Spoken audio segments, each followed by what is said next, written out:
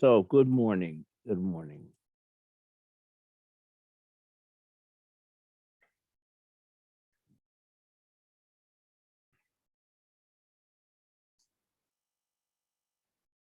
One of the challenges of giving a talk every week is what the heck am I going to talk about this week? I don't want to become too excessively redundant. Um, and so it's an interesting challenge, but things come up and things kind of inspire me throughout the week. And those are the things that I try to weave into the talk. And of course, there are always koans. Thankfully, there's thousands of them, so I'm not likely to run out. But today I'm going to start with one of my favorite koans. It was my teacher Margaret's, one of her favorite koans, and one that I've talked about before. It's Dizang's nearness. Dizang asked Fayan, "Where are you going?" Fayan said, "Around on pilgrimage." Dizang said, "What is the purpose of the pilgrimage?" Fayan said, "I don't know." Dizang said, "Not knowing is nearest." I'll read that again. Dizang asked Fayan, "Where are you going?" Fayan said, "Around on pilgrimage." Dizang said, "What is the purpose of pilgrimage?" Fayan said, "I don't know."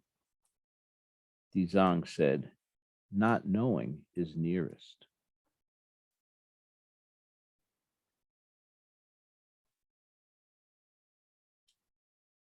A lovely little koan.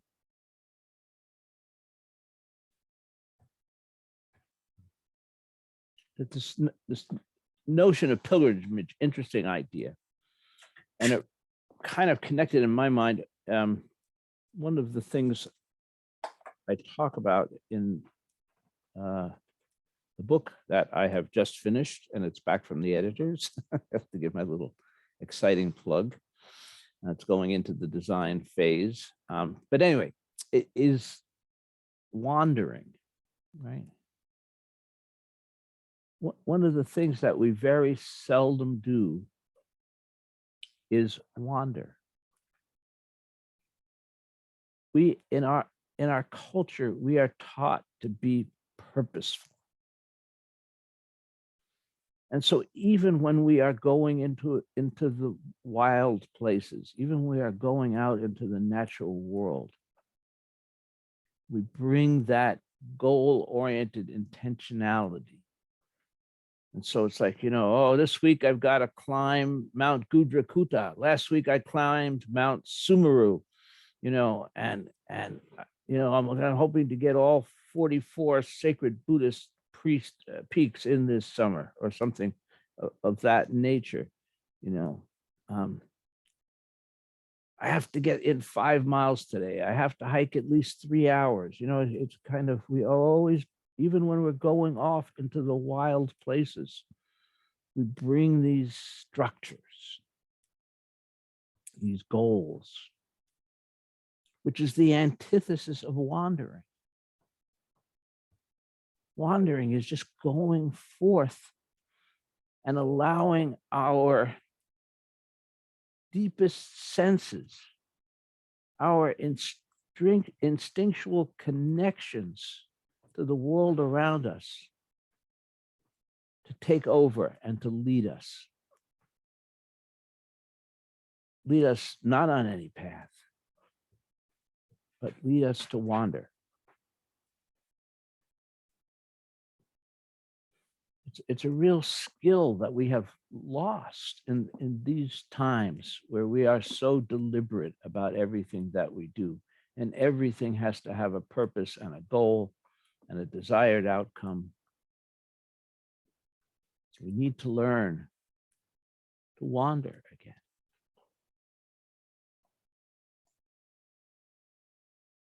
So was Fayan literally going around on pilgrimage when he meets Dizang? Possibly, but I tend to think not. I think that he's intending to describe this, that he is wandering through his life. He is open. He is free. He is not bound up by preconceptions. And that he can move freely and he can experience freely and deeply and intimately.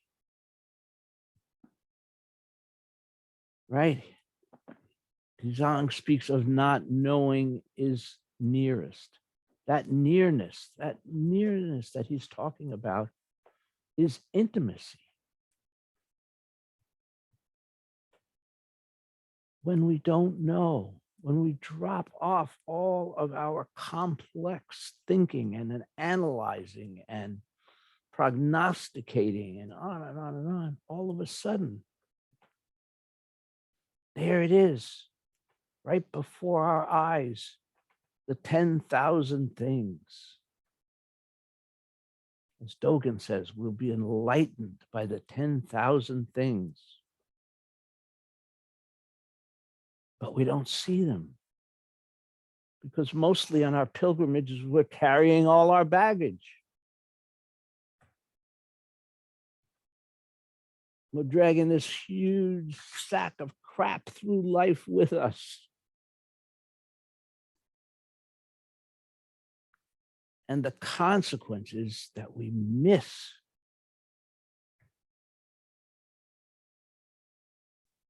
the experience of intimacy, of closeness, of being fully and deeply engaged in this reality.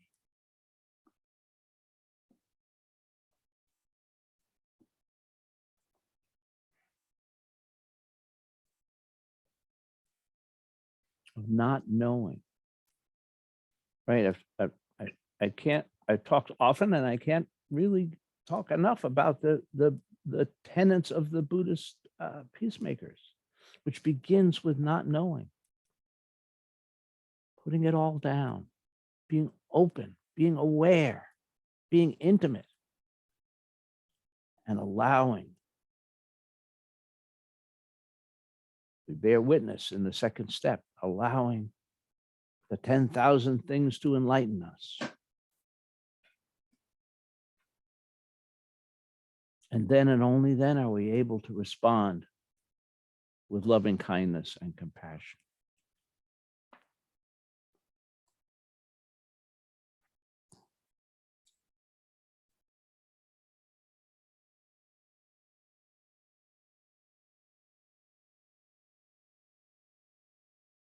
So there's a very interesting, in the commentary to this koan, there's an interesting comment by Old Master Chizu.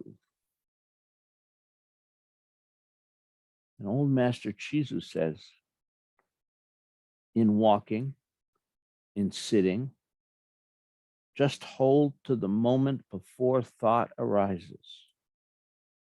Look into it, and you'll see not seeing. And then put it to one side. In walking, in sitting, just hold to the moment before thought arises. Look into it, and you'll see not seeing. And then put it to one side.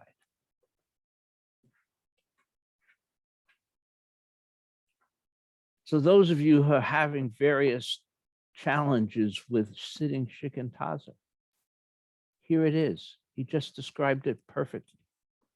In fact, I've not seen a better description of shikantaza. I mean, Chisu was talking about a greater thing. He's talking about life. But to the extent that shikantaza is teaching us how to live, how to be in the world, it's also a description of shikantaza.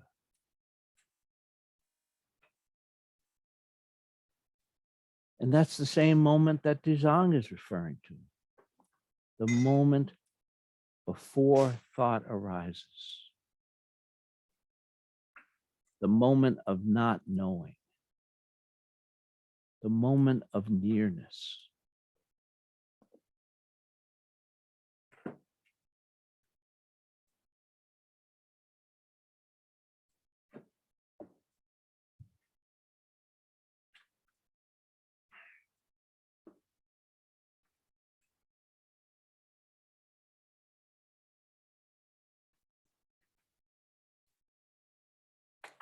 We could see our lives as a process of pilgrimage, as Dizang does.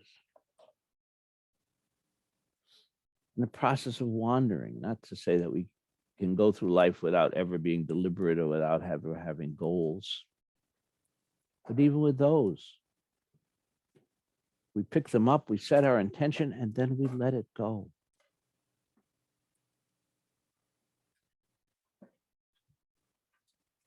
We re-enter the space of not knowing. Knowing is an illusion, right? None of us knows what's going to happen in the next moment, in the next day, in the next week, or in the next year. We live with that illusion. We think we know. And in so doing, we bind up reality. We stifle it. Our experience of it. And in many instances, we cause ourselves to suffer.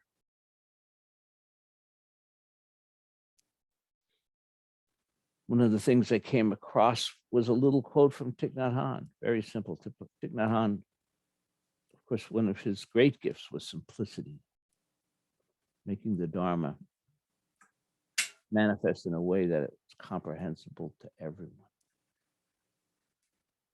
And Thich Nhat Hanh said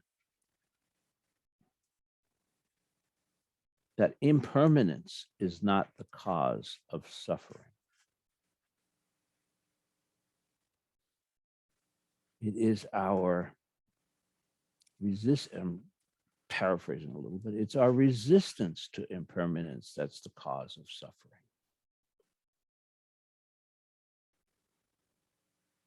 Things are perpetually changing. That's the basis of the universe. It's the basis of all of our lives. And we don't like that sometimes, often, most of the time. We resist. We fight it. We hold back. And that brings on suffering. You know, I looking around at you guys this morning, actually about half of you or more than half of you are not in the state of Maine at this moment, which is probably a good thing. Because here in Maine, people from away, well, some of you, of course, that are away have been here and lived here, and so you know. We have 5 seasons, not 4. And we are right now in that 5th season that occurs. Winter is gone. Spring is not here. And we affectionately call this period of time mud season.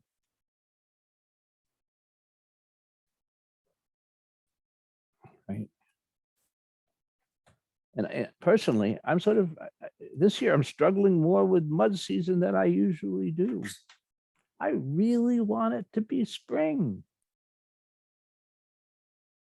You know, again, for those of you, right now, the past couple of weeks, at least, the thermometer has been struggling to get to 50. I don't think it's, at least here in the part of Maine that I am, Deborah's in a similar area, others, it just doesn't want to get, 50.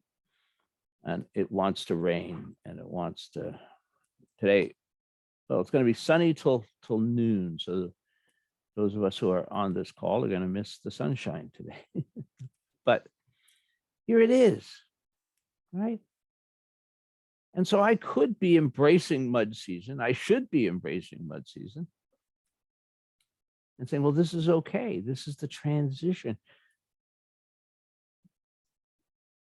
This part of the planet is going through this transition right now, and spring will inevitably come. The mud will dry up. The birds will all return. Things will turn green, all the wonderful things that we anticipate in spring. And therefore, what I need to do right now is just let go and live mud season, embrace mud season. Live the life that's before my eyes right now. This aspect of the pilgrimage.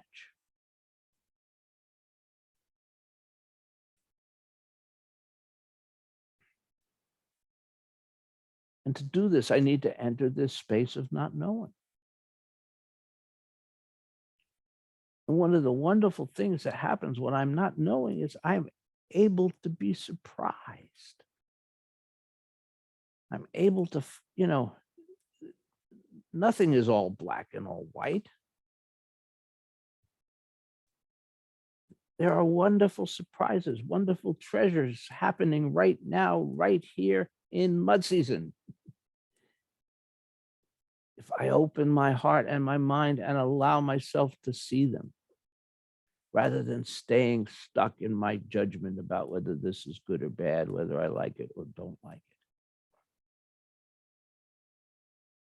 But how often, how much of our lives do we spend doing that? And this is sort of a humorous example, if you will. And it won't go on much longer. But how often, how much of our lives do we spend liking, disliking, pushing away, pulling in, rejecting, accepting, pursuing, right? We're back to the question of wandering.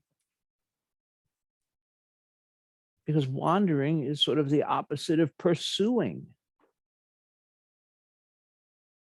Wandering doesn't have an objective. It's being alive in this moment with whatever is there. We don't get to pick and choose. We only think that we do.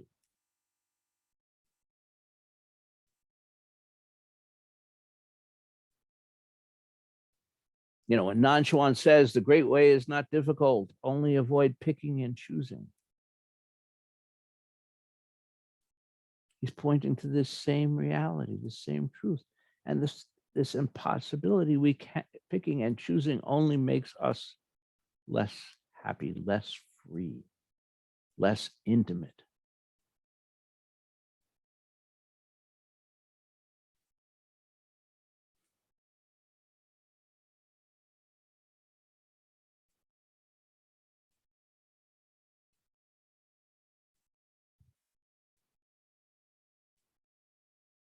But at the same time, I do want to acknowledge how really difficult this is right now.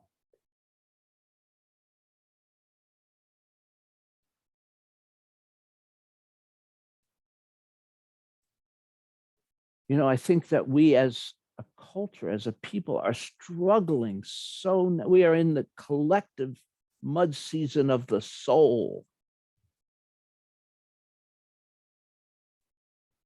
And one of the signs of that, I don't know, I don't follow the Oscars, but about a week ago, I think, probably about a week, right, Will Smith slapped Chris Rock. Okay. I don't want to get into he did of that whole thing. But the thing that's fascinating to me is that a week later, we're still talking about it.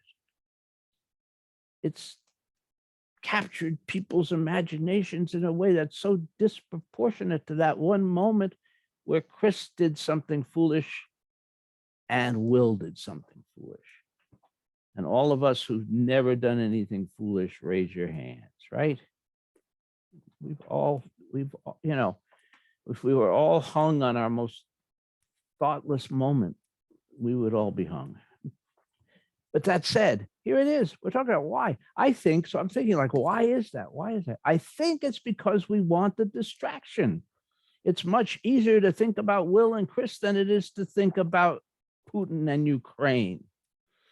It's much easier to focus. You know, people say, oh, I'm on team Will, I'm on team Chris. You know, it's like, really? But that's, you know, again, that's better than opening our eyes to environmental devastation. We are desperate in some ways to block out the reality. And that's not entirely, you know, yeah, I understand that. We are in the mud season of Western culture. I want to opening a little quote here. Where did it go? It went away on me. I'll get it back. From this week from Russell Brand. And Russell Brand, the quote from Russell Brand is, society is collapsing and people are starting to recognize that the reason they feel like they're mentally ill is that they're living in a system that's not designed to suit the human spirit. Society is collapsing and people are starting to recognize that the reason they feel like they're mentally ill is that they're living in a system that's not designed to suit the human spirit.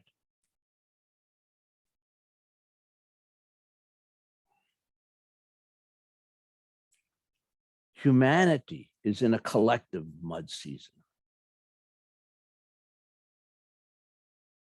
with such enormous, you know, I'm not going to enumerate all the enormous challenges facing us. We know them. We talk about them week after week.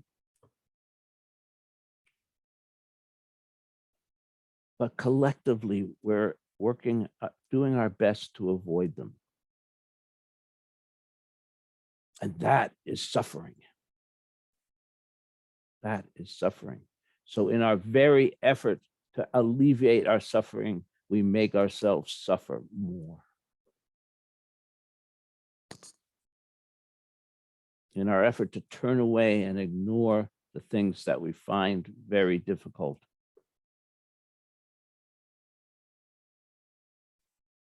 we allow those things to own us in a way that's not very positive.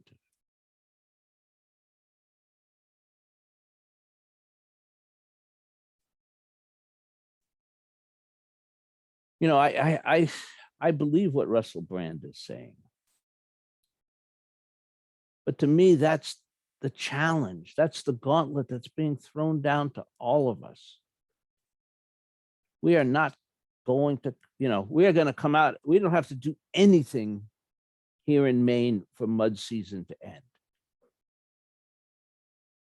If I don't go out of my cabin for the next 2 weeks, it doesn't matter. It's probably 2 weeks from now, there's going to be no mud season. There's going to be green things sprouting out and everything drying up and more birds. You know, I don't have to do a darn thing. But for us to escape from this collective mud season, this mud season of the soul, we have to do something. It's not going to take care of itself. We need to create the new paradigm. We need to be the new paradigm.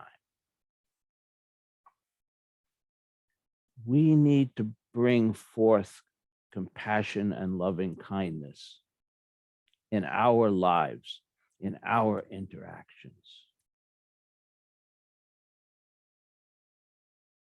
We need to be willing to not turn away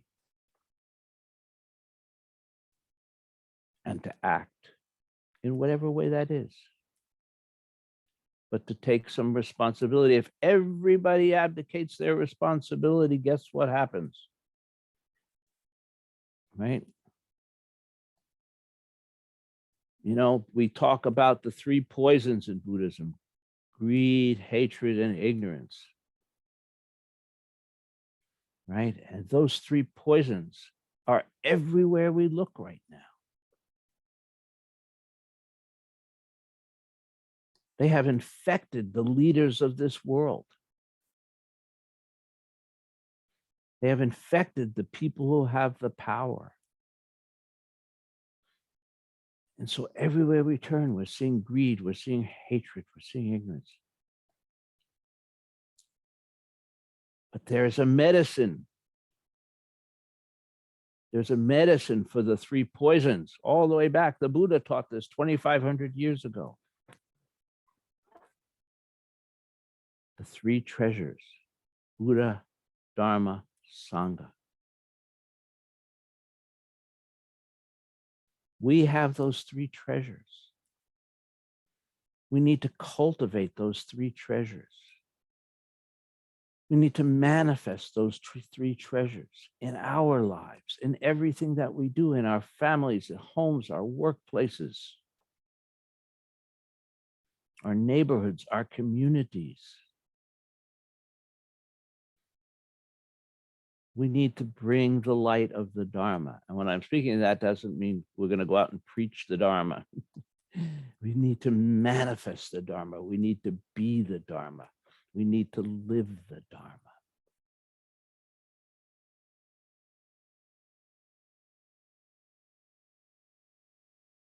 We are the solution.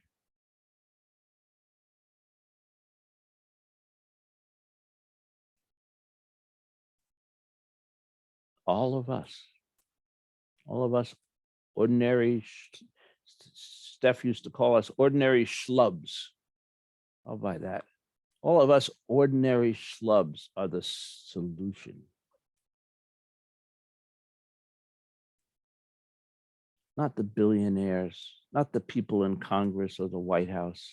Us. We are the solution.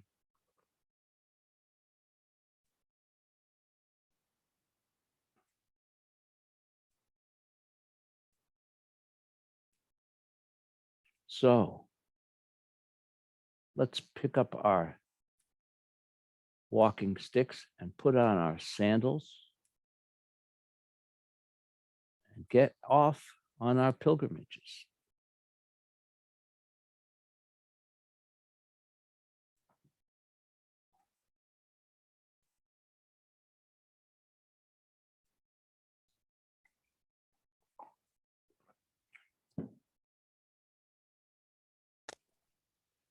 I'm reminded of Henry David Thoreau, that great American Zen master.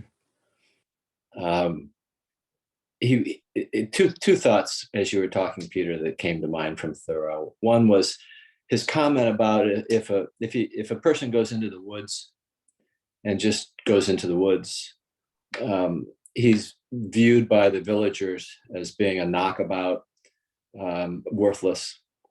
But if he goes into the woods to calculate harvesting these trees, he's applauded for his efforts toward productivity. And Thoreau was making comments about capitalism as well as social pressures. But in the spirit of wandering, and in his great essay on walking, he goes at length to talk about the lost art of sauntering, which is a word that, you know, just doesn't get used anymore. But to the part of what you were saying this morning, and to Thoreau's point, was the art of sauntering, to go, you know, through the valley and the fields and the woods without purpose, for the openness of it and the sheer experience, without looking for anything from it. And in my own experience, I found to go into the woods and sit at the base of a tree, and without any purpose. But if you do that for an hour or so, after a while, the woods forgets you're there, and invites you in, and all sorts of magical things start to happen. But the theme to all of what I'm just saying here is, the openness, the lack of purpose, the invitation to let, rather than the effort to make something happen. And that's a wonderful phrase, the mud season of the soul. And it seems to capture also the social pressures that we're all under to be productive and to have a purpose and to do something that can be explained in a rational way and justified towards some means. So just a few thoughts that you brought to mind. Wonderful talk. Thank you. Yeah, thank you, Doug.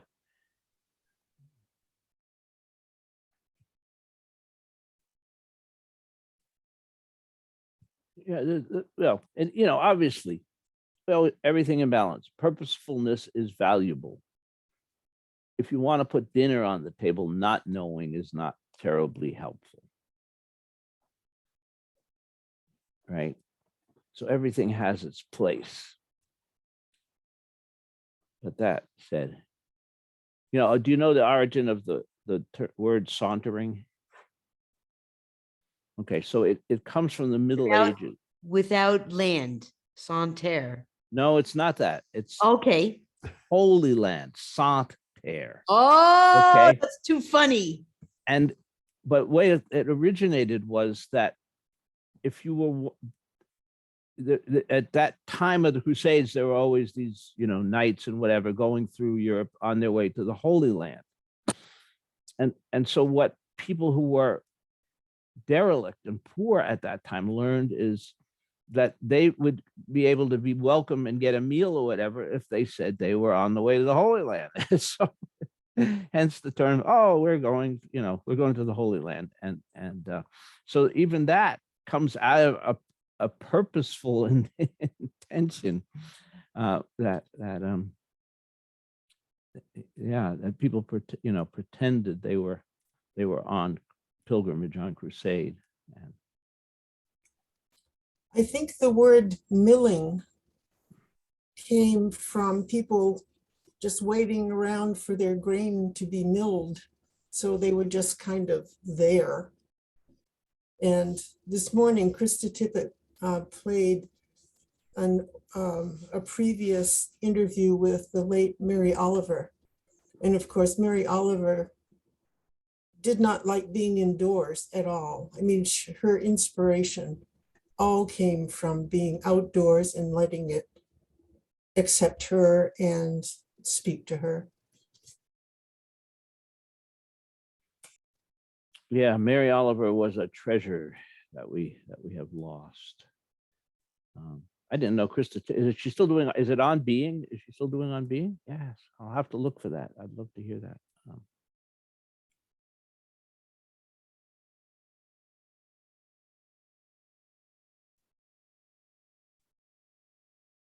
That's a great title, isn't it? That's a Zen title, On Being.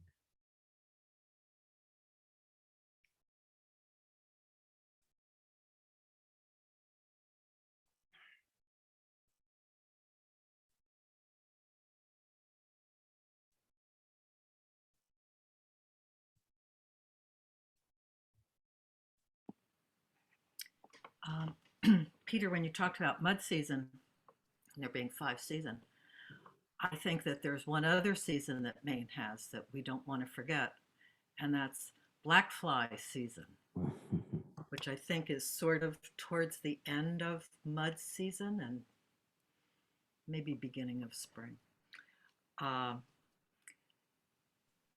Anyway, could also be the black fly season of the soul, I think. And it's interesting how our country, our government, is so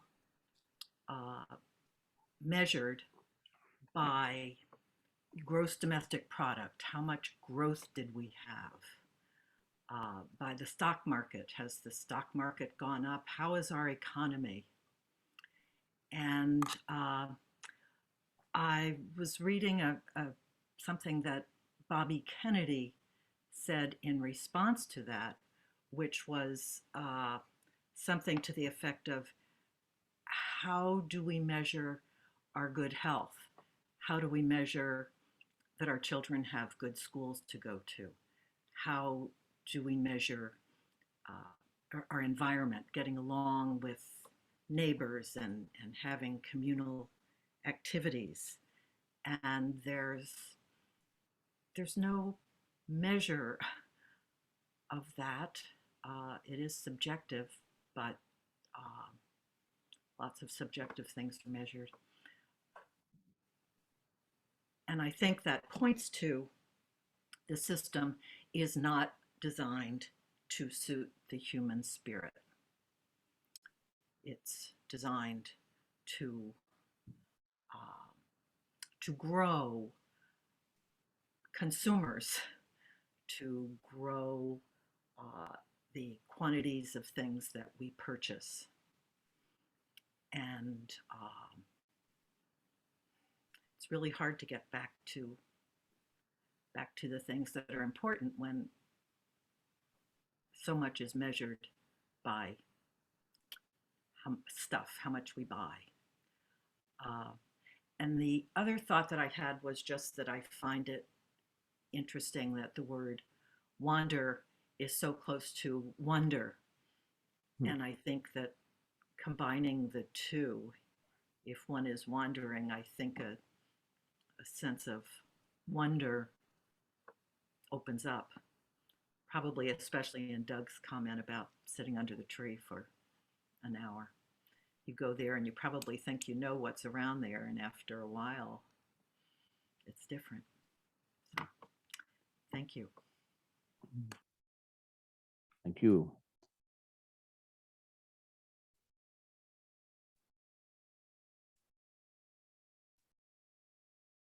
Yeah, you know, one of the things, one of the realities is that this mud season of the soul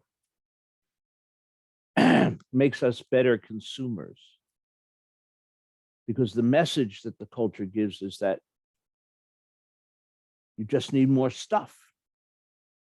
If only had a bigger house, or a newer car, or, you know, whatever the next thing is, you'll feel better.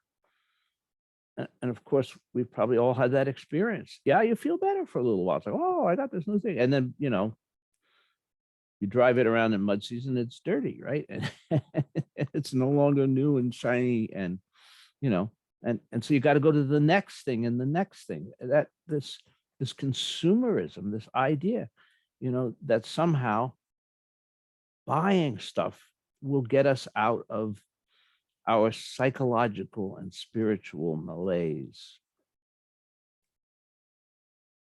And of course, we all know that's unsustainable. We just can't keep creating stuff and buying stuff forever, you know.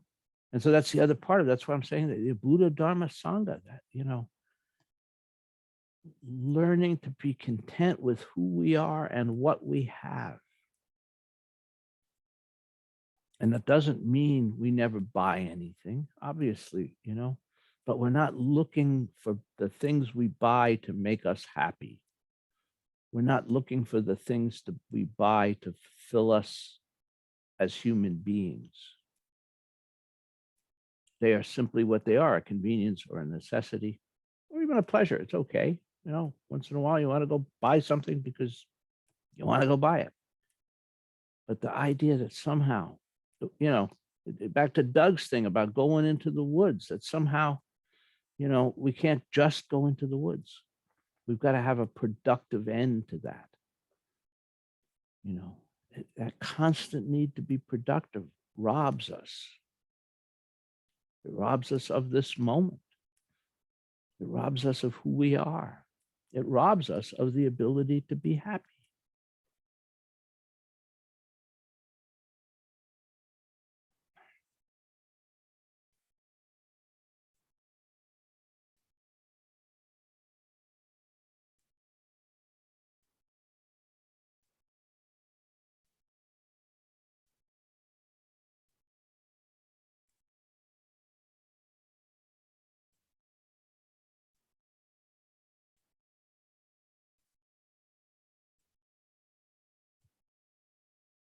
And it's hard, I just want to say again, I say this often, but it's hard. We're living in a challenging time.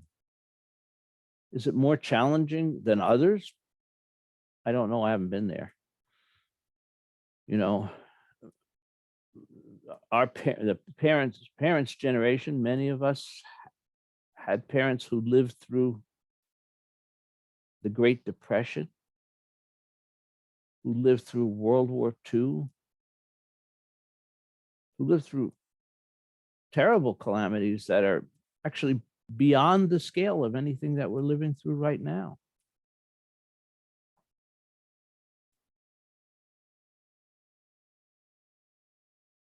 And yet I think there are things that are fundamentally discouraging.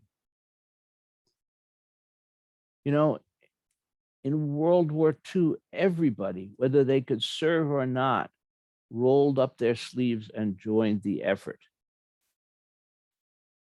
They could have the stability and satisfaction that came from trying to be part of the solution. Even if all that meant was they planted a victory garden and grew food to help during the times of rationing. Everybody, there was nobody that wasn't part of that effort, virtually. Now, can you imagine if that's what we were doing right now about climate change and environmental devastation? If every one of us was doing something, even if it was a little victory garden, a victory over climate change garden, and how different that would feel. Our external circumstances would be exactly the same, except we'd be part of this vast community of people trying to bring about positive change. And that's the thing we need to create. That's the thing we need to be part of. Again, it doesn't say how we do it, but that we're part of it, of this, a vast community trying to bring about positive change. And if all we do is plant a victory garden, that's enough. If all we do is examine our own lives and see how greed, hatred, and ignorance are affecting us, because remember, as Buddhist practitioners, our work starts at home. I don't have to worry about Putin's greed, anger, and ignorance. I have to worry about mine.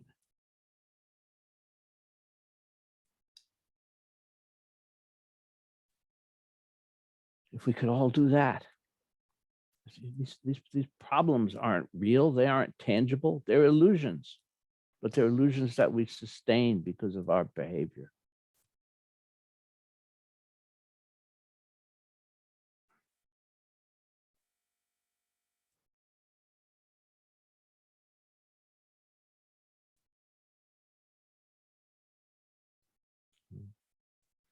That's why this Dharma, such a wonderful possibility. We don't have to call it the Dharma. We don't have to call it Buddhism, right?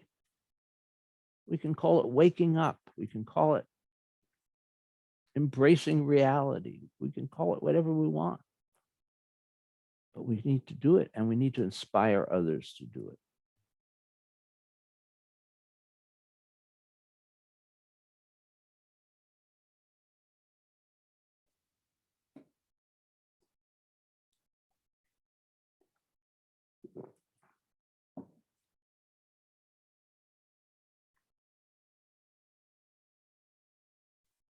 Need to get back on track. I was reading some Christian authors this morning who were pointing to the fact that what's being called Christianity is not, these days, is not the teachings of Jesus. That the teachings of Jesus have gotten completely lost and completely distorted. The value system that he espoused of taking care of the poor and the sick and the homeless.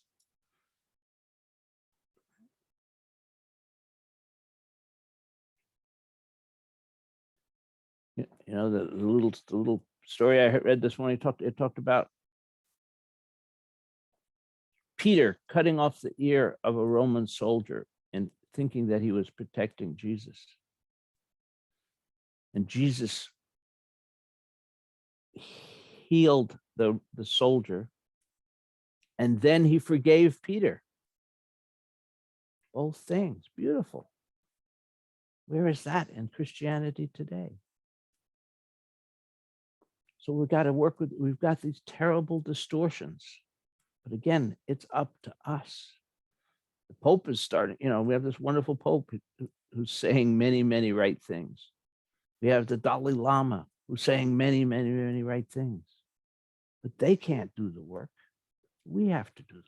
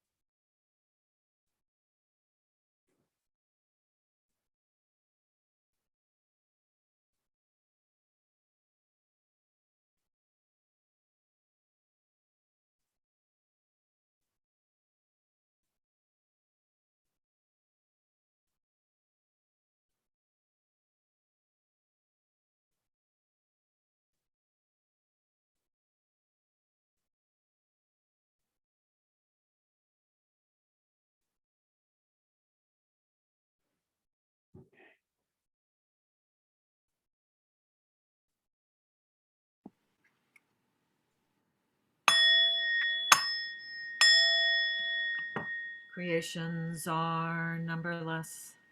I vow to free them. Delusions are inexhaustible. I vow to put an end to them. Reality is boundless. I vow to perceive it. The enlightened way is unsurpassable.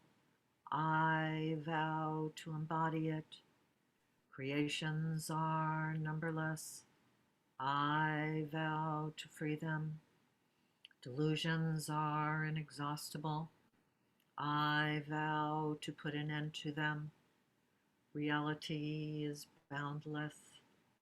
I vow to perceive it. The enlightened way is unsurpassable.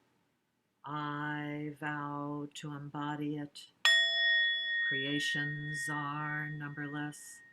I vow to free them. Delusions are inexhaustible. I vow to put an end to them. Reality is boundless. I vow to perceive it.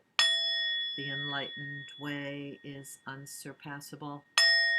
I vow to embody it. Before I neglected to comment on black fly season. Black flies serve an important function for the Dharma. Right when spring comes and the sun is warm and everything's getting green and the flowers are blooming, the black flies come to remind us that life is suffering. Thank you.